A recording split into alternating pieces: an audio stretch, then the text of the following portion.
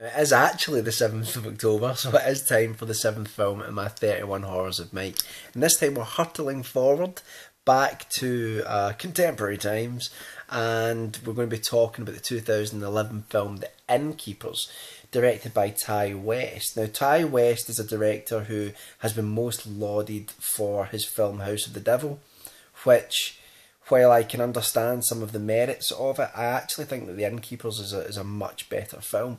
I really enjoyed this, whereas I felt that House of the Devil was kind of anticlimactic, really, when I watched it. I think that this film, The Innkeepers, really has a lot of what was missing from House of the Devil. But anyway, in any case, it follows two characters called Claire and Luke, who are employees of an old grand hotel, which obviously has had a long history, and at one time was very popular and very beautiful and spectacular.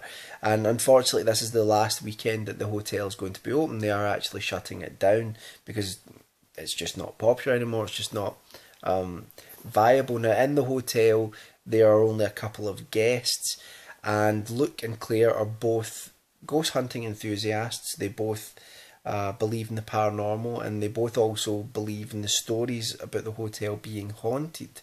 So they set up to try and find evidence of this while the hotel is almost deserted.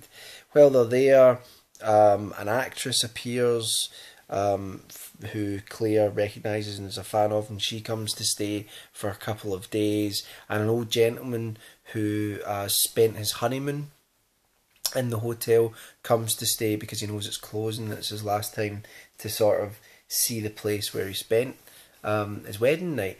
So most of the film is actually kind of not a lot happens in it, and that's the same with The House of the Devil. But for some reason, I found this far more enthralling.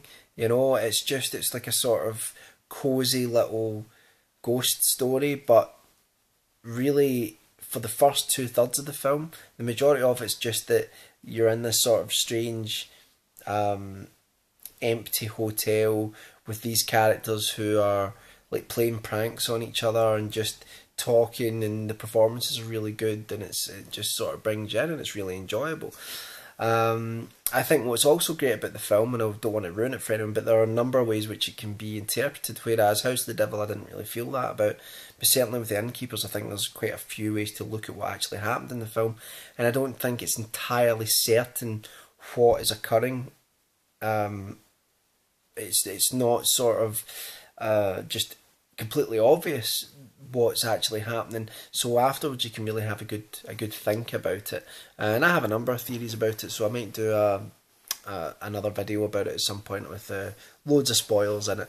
But this is really a short review because I don't really have that much else to say about it other than I really enjoyed it. It surprised me because like The House of the Devil is so it's got such a cult following. You know, there's some people that really fervently think it's like one of the best horror films of the last 20-30 years, and I really disagree with that.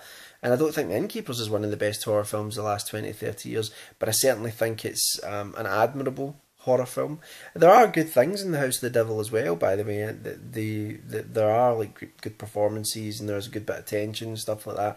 But I think that in the end, it was kind of a bit of sort of style over substance, trying to recapture the 80s sort of genre of horror filmmaking without actually having the story to really back it up.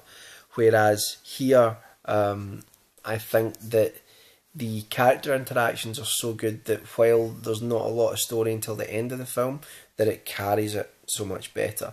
So if you haven't seen that, that's The Innkeepers by Ty West. By all means, go and check out his previous films as well. Let me know what you thought of them. Yeah, I thoroughly recommend it. I didn't know much about this film, went into it quite blind, and came out of it quite happy.